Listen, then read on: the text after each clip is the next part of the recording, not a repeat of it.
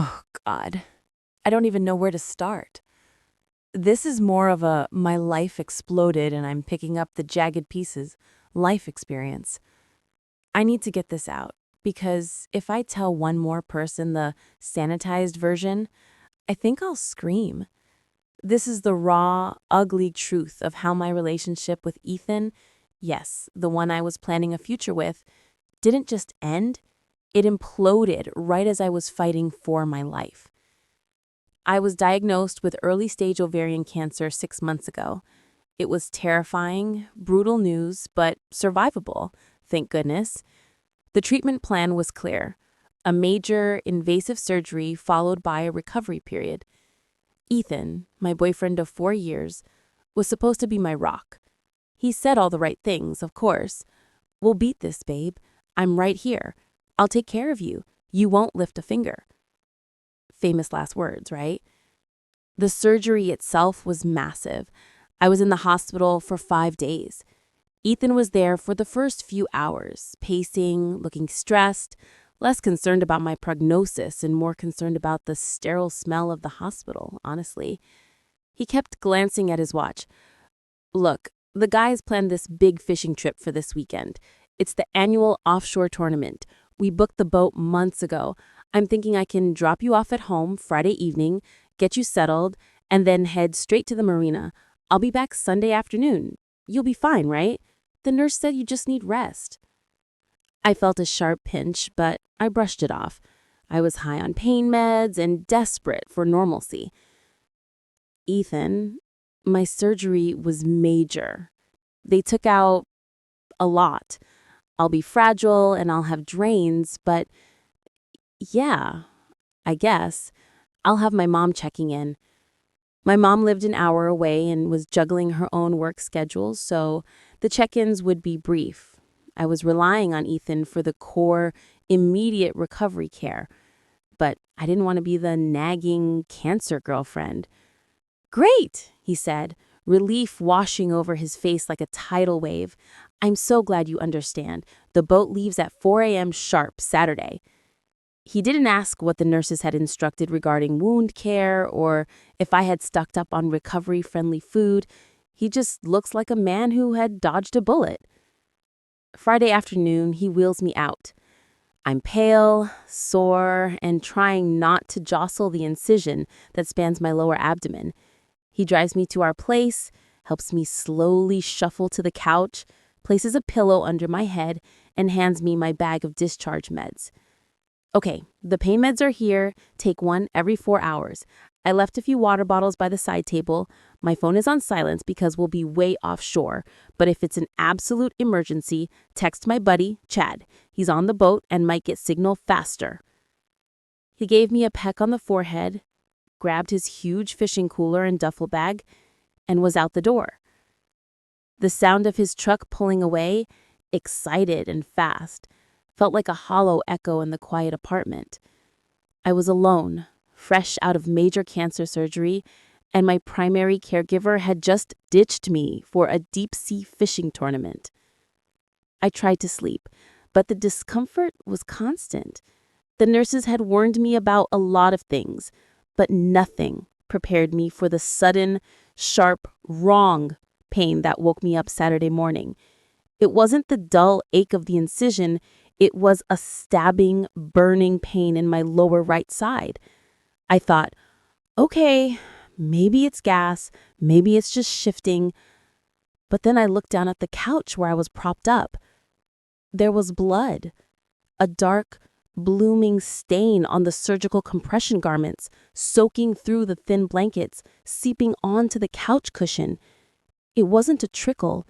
It was a terrifying, rapidly spreading puddle. Panic hit me like a physical punch. I tried to sit up, but the movement sent a searing jolt through me and I whimpered. I fumbled for my phone. Me, 7:15 a.m. "Ethan, something is really wrong. I'm bleeding a lot. I need to go to the ER now. Please call me back." No reply. Of course. He was on the damn boat. I remembered what he said. "Text my buddy, Chad." Me, 7:20 a.m. "Chad, this is Jane. It's an absolute emergency. I'm bleeding heavily after surgery. I need Ethan to call me or come back. I can't move. I waited 5 minutes, 10 minutes. The blood was still coming, warm and terrifyingly fast. My heart started to race, not from emotion, but from the rapid loss. I felt faint, dizzy. I knew, with the cold clarity of a person facing a medical crisis alone, that I didn't have time to wait for a fishing boat to turn around. I managed to drag myself off the couch and crawl to the phone on the coffee table. Every inch was agony. I felt like my stitches were tearing with every effort. I dialed 911. 911, what is your emergency? It's me. I gasped, the words barely audible. I just had cancer surgery, ovarian. I'm bleeding heavily. I think I'm hemorrhaging. I'm alone. I gave them my address, fighting to stay conscious, and then passed out right there on the floor. I woke up on a gurney, sirens blaring, being rushed back to the hospital. The paramedics were incredible, moving with urgent purpose. The look on the lead paramedic's face, pure professional alarm, told me everything I needed to know. I had been close, very, very close. I was rushed into emergency surgery almost immediately. I had developed a post-operative hemorrhage, a severe internal bleed caused by a slipped ligature.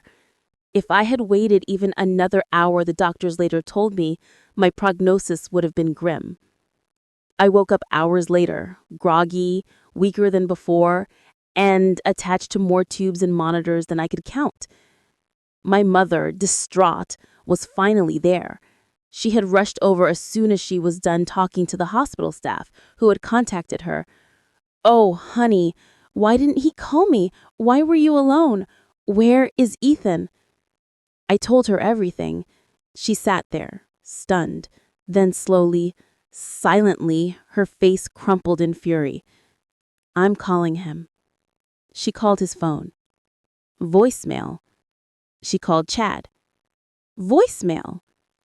Meanwhile, I was lying there, fighting the pain and the sheer terror of having nearly died on my living room floor, wondering why the man who promised to cherish me wasn't by my side. Sunday morning, around 11 a.m., the boat must have finally come back into range. I got a text, not from Ethan, from Chad. Chad, 11:05 a.m. "Hey, sorry, I'm just seeing this. We were way out. Ethan's phone died. Hope everything is cool." My mother grabbed my phone. She was shaking. She texted Chad back. "This is Jane's mother. Everything is not cool. She hemorrhaged and had emergency surgery Saturday morning after calling 911 alone. Where is Ethan?" 10 minutes later, Ethan called. Not the panicked, worried call of a man whose girlfriend was in the ICU. It was a grumpy, annoyed call. "What the hell, Jane? Are you serious? I just got this text from Chad and my mom's blowing up my phone. What did you do? I specifically told you to rest. You know this was the biggest fishing trip of the year."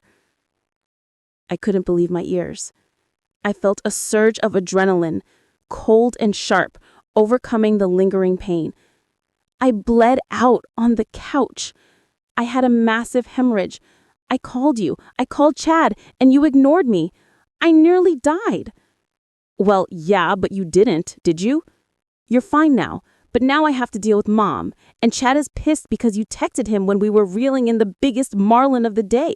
It totally ruined the vibe, and now I probably won't win the prize money because I had to rush back to deal with this drama. I'm already at the hospital now, so just tell me where you are." "You ruined your weekend?" I whispered, my voice raw with disbelief. "You're mad at me for having a surgical complication and calling 911? I was facing death, alone on the floor of our apartment, and you're worried about prize money and a ruined vibe?" He huffed, a deep, self-pitying sound. "Look, I'm just saying you need to be more careful. I left you the numbers. This is really stressful for me too, you know. My boss was on that boat." That was the moment I realized the depth of the betrayal. It wasn't just neglect, it was contempt. He saw my life-threatening medical emergency as a personal inconvenience that jeopardized his social standing and potential bonus. My mother, who had been listening with rising fury, snatched the phone out of my hand. "Ethan, you listen to me. You get up here right now, but don't you dare walk into this room with that attitude. If you think your fishing trip is more important than my daughter's life, you are not the man I thought you were. And if you say one more word about ruined vibes, I will personally make sure you never see her again. Do you understand?" He walked in, looking more annoyed than concerned, clutching a crumpled fishing hat. He barely met my eyes. He mumbled a vague apology that sounded like, "Sorry you had to do that, but next time maybe try to wait." That night, I started feeling better, physically, but emotionally, I was shattered. I realized I was lying there in the hospital, recovering from cancer surgery and a near-fatal hemorrhage, and my boyfriend was still more concerned about the fish that got away. I started to withdraw. I didn't want him there. He was just a reminder of the raw, terrifying loneliness I had faced. He seemed relieved by my distance, spending his time in the waiting room watching sports highlights on his phone. I got out of the hospital again a few days later, exhausted and deeply scarred, both literally and figuratively. Ethan brought me home. He was subdued, probably still smarting from my mom's fury. He made a show of checking my incision and making soup, the bare minimum of care that felt like a mockery. I started thinking about the texts. Chad's response, "Ethan's phone died. Hope everything is cool." It felt too convenient, too glib. I needed to know. I knew Ethan was meeting the guys at a bar Friday night to debrief the trip. I knew Chad, his buddy, had always liked me and was genuinely soft-hearted, if easily led. So I did something incredibly risky and stupid, but I had to know the truth. I messaged Chad directly on Instagram. Me. "Hey Chad, I know this is awkward, but I need to ask you something about Saturday morning. Did Ethan see my text to you, the emergency one?" He replied almost instantly. "Hey! Oh man, I'm so glad you're okay. That was scary stuff." "Yeah, about that. Look, I gotta be honest with you. I owe you that." My heart hammered against my ribs. "Chad, I showed him your text right away, 7:25 a.m., soon as I got service. I said, 'Dude, you gotta call her. She's hemorrhaging.'" And what did he say? He took the phone. He read your text about the bleeding. Then he read mine about calling you. He sighed, like super loud. Then he looked out at the water and said, "Are you fucking kidding me? The fish are absolutely biting right now. This is a $5,000 marlin." Then he just turned off my read receipts, tossed my phone in the cooler, and told me to get back to the rod. I swear he was backcasting within a minute. He didn't want his boss to see him bail on the tournament. He read my text, and he chose the fish? He blocked your number too, on my phone, so you couldn't text me again. He said, "She'll be fine. She's dramatic. She just doesn't want me to have fun." The air left my lungs. He didn't just ignore me. He didn't just have a dead battery. He read my plea, calculated the cost of losing a fishing prize versus the cost of losing me, and chose the prize. He then actively disabled the only emergency lifeline I had left, dismissing my life and death crisis as drama. The shame and anger were a potent cocktail. This wasn't about a fishing trip. This was about a total, fundamental betrayal of trust in the face of death. He didn't just fail me, he actively chose to sacrifice my safety for a trophy and a chance at networking with his boss. I didn't confront him immediately. I let the poison simmer. I went to the trust lawyer Dad had set up for me, a sharp, kind woman named Miss Davies. I was shaking, but determined. I told her what happened. I showed her the text from Chad. "Miss Davies," I said, my voice barely a whisper, Ethan and I bought this condo together 2 years ago. I put 70% of the down payment from my trust. We are on the mortgage, but he's been pressuring me to sell my portion of the equity to him now that I can't work. And you want to ensure he gets zero gain from this situation, legally speaking? She asked, her expression tight. I want him gone, out of my life and out of this house. He almost let me die to win a fish. He doesn't deserve 1 square inch of what I've worked for or what my father left me. She looked at the text again. This changes everything, legally speaking.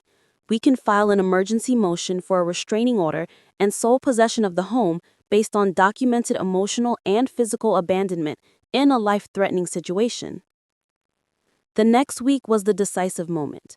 I told Ethan I was filing for the legal dissolution of our joint assets and the mortgage.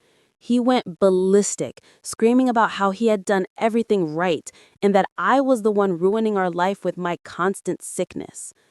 I didn't raise my voice. I simply handed him my phone, open to the conversation with Chad. He read it.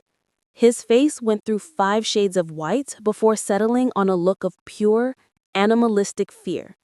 The fear of being caught. That's a lie, he stammered, his eyes darting wildly. Chad's lying. We didn't have service, I swear. Stop lying, Ethan, I said, standing up on shaky legs, my voice ice cold. I know you were mad about the Marlin. I know you blocked my number on Chad's phone. And I know you told them I was just being dramatic and didn't want you to have fun. I called 911 alone, and you were worried about a ruined vibe. He tried to grab my arm. Look, I'm sorry. I panicked. It was stupid, okay? But you're blowing this out of proportion. We can fix this. I'll never go fishing again. I pulled my arm away. You didn't panic, Ethan. You chose. You weighed your ambition against my life and found my life to be less valuable. The lawyer has already filed the papers. You have 48 hours to vacate the premises. The court order is being served this afternoon. His face dropped. The court order? You can't do this to me. Where will I go? I don't care, I stated flatly. You nearly sent me to the morgue. I survived cancer and a hemorrhage, but I will not survive another minute with a man who could look at a text about my blood loss and worry about a fish. Get out. And if you try to contact me, my mother, my actual protector, will make sure you face a much harsher penalty than a few missed fish. He stood there, defeated, his fishing hat still crumpled in his hand. He looked small, pathetic, and utterly devoid of the charm I had once fallen for. He was gone within an hour. I sat alone in the condo that night, staring at the empty space where his side of the closet used to be. The physical pain was still there, a constant thrumming reminder of my fragility, but the deep, gnawing terror was gone.